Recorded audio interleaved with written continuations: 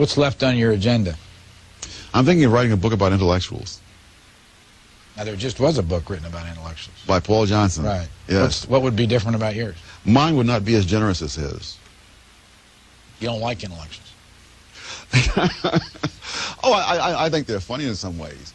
But I think that the intellectuals have a set of attitudes and beliefs which simply will not stand up under scrutiny, and which have been enormously damaging to the society around them. In other words, if they had a few crazy ideas of their own and it was between themselves, who would care? But that many of these ideas, and I think the preferential policies thing is just one of those ideas. And I think environmentalism is one of the others.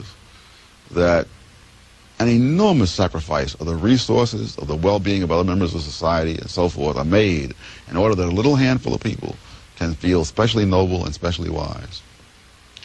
We haven't got much time. This may be an unfair last question, but how do you define an intellectual? Oh, I have to take it as an occupational description.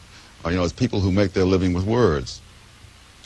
And so, therefore, there's nothing qualitative about it. I do not assume, for example, that the average sociologist is smarter than the average auto repairman.